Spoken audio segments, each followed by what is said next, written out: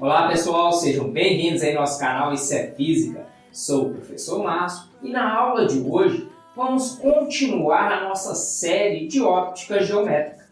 Hoje é o segundo vídeo onde vamos estudar os tipos de raios luminosos quanto ao seu tamanho e entre outros.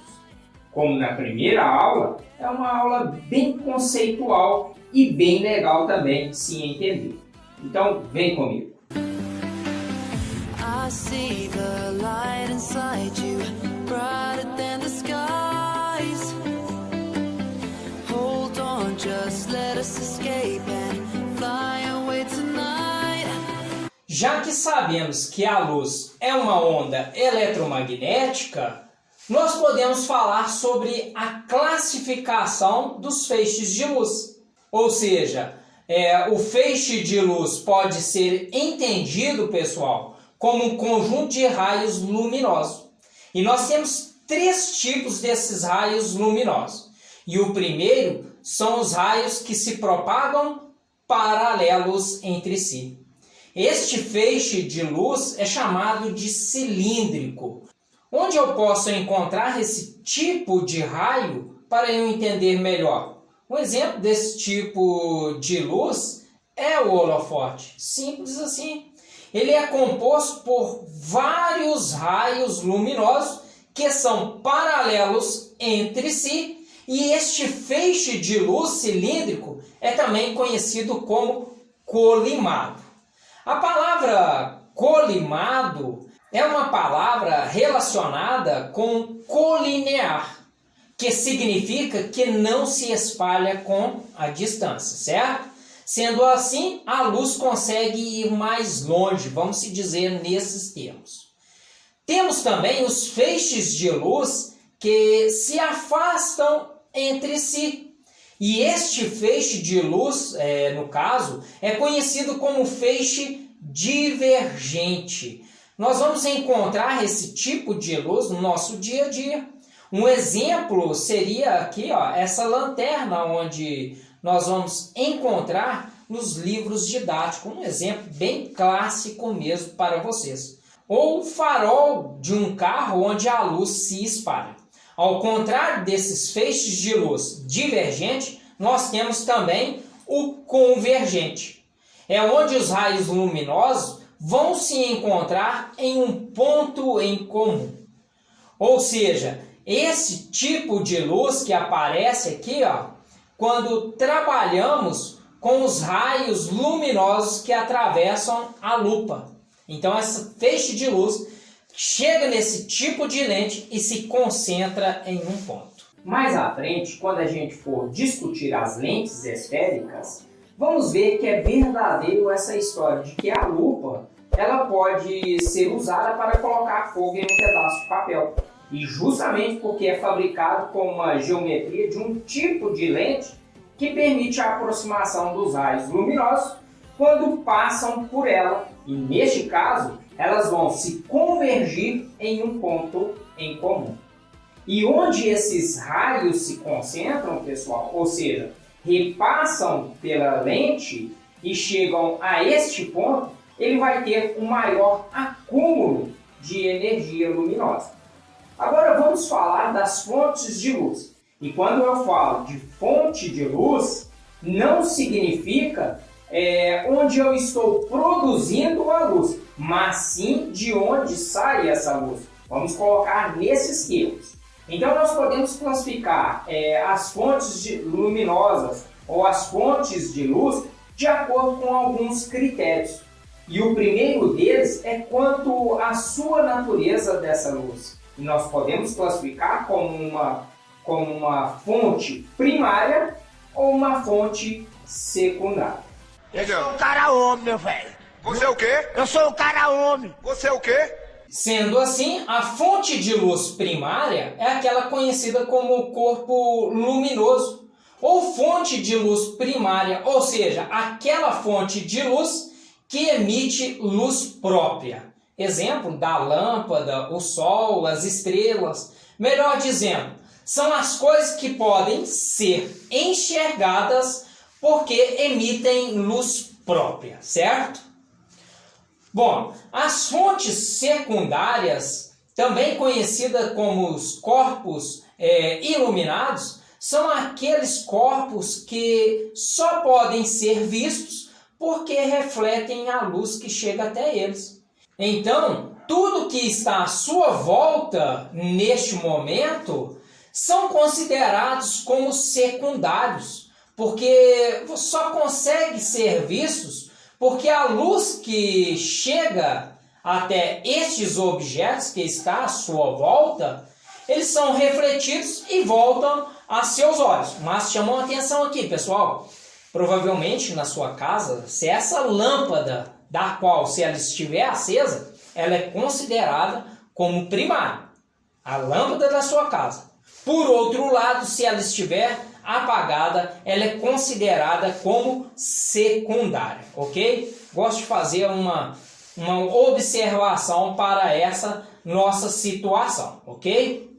Então, vocês só enxergam porque a luz sai de uma fonte primária, incide sobre os corpos que estão à sua volta, do qual ele sofre uma reflexão, e quem foi meu aluno sabe que a reflexão ela é inevitável, mesmo sofrendo uma mudança de meio, que é a refração.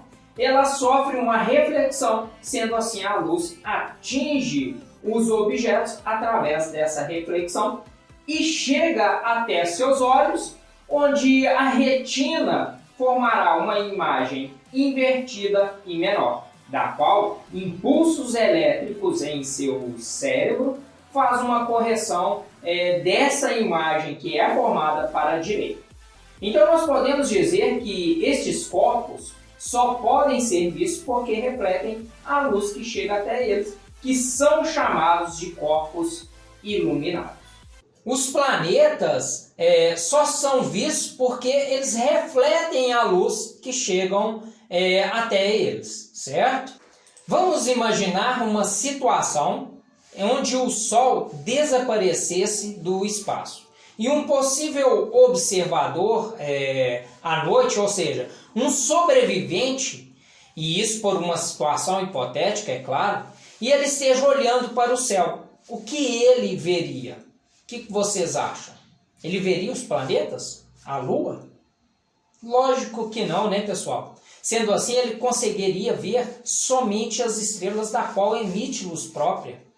Além desses planetas, nós podemos dizer também que as pessoas só conseguimos enxergá-las porque elas refletem a luz que chegam até elas. E assim por diante. Então, este seria o primeiro critério das fontes luminosas, tudo bem? Já o segundo critério, nós vamos adotar quanto ao tamanho dessa fonte. E aqui nós temos algumas situações bem interessantes a respeito do tamanho dela. Então, nós podemos classificar a fonte de luz como pontual e uma fonte extensa. A fonte pontual é aquela fonte muito pequena se comparada com a dimensão do meu problema. Sendo assim, a sua definição é válida dizer que uma fonte de luz pequena se comparada com as dimensões da minha situação propostas. Ou seja, o problema que está sendo analisado, tudo bem?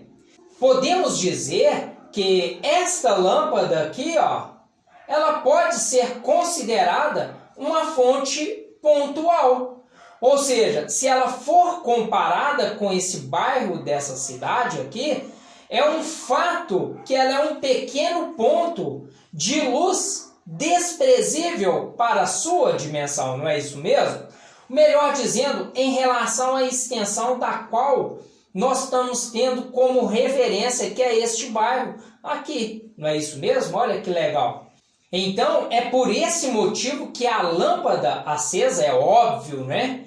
Se comparada com a dimensão do bairro, ela é uma fonte de luz pontual, porque o seu tamanho é pequeno.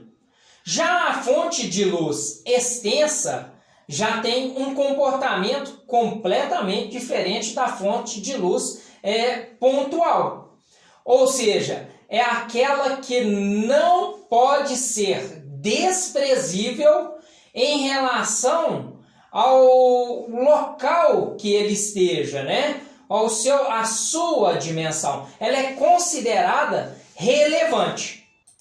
Então a lâmpada da sua casa, onde você se encontra, ela não pode ter as suas dimensões desprezíveis se comparada com as dimensões do seu quarto, que você está, ou sala, ou seja, neste espaço do cômodo que você se encontra neste momento.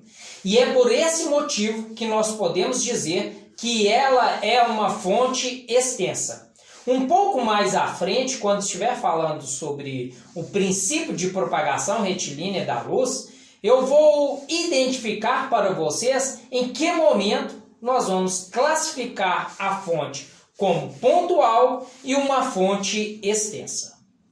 Agora vamos falar do terceiro critério, onde nós vamos classificar a fonte de luz quanto ao tipo de fonte que a luz emite. Porque nós podemos ter um acordo com este critério de dois tipos de fontes de luz. Primeiramente, vamos falar da fonte de luz monocromática. Como vocês podem perceber, o próprio prefixo mono já dá para entender que é uma fonte de luz com apenas uma cor, não é isso? Só isso, muito simples. E um exemplo disso nós podemos pensar que seria aqui, um laser. Ou seja, essa canetinha do meu laser. Simples, simples, simples. Além da fonte de luz monocromática, nós temos também uma fonte de luz policromática. Ou seja, é aquela fonte de luz que emite várias cores misturadas. Vamos colocar nesses termos. E um exemplo de fonte de luz policromática é uma luz que chega até nós, né, bem simples, que é o Sol, onde nós temos as 7 cores da qual nós estamos trabalhando para esse curso, a dispersão delas, não é isso? Lembram? VAA, VAA e V.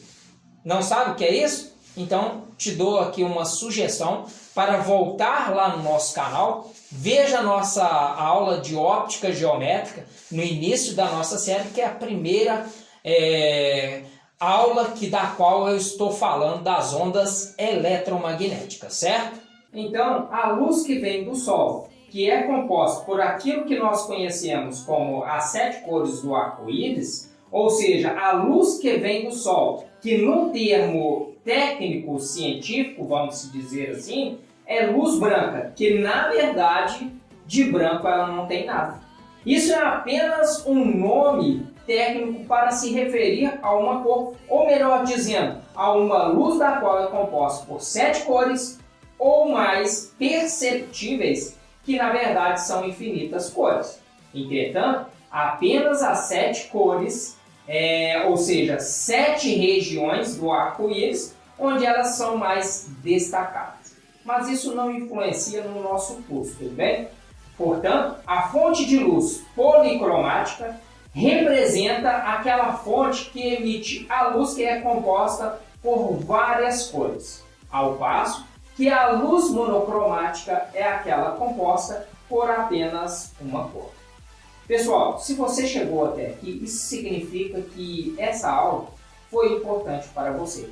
Então eu quero pedir para deixar o seu like, se inscreva em nosso canal e ative o sininho de notificações, pois assim você receberá um aviso sempre que tiver um vídeo novo.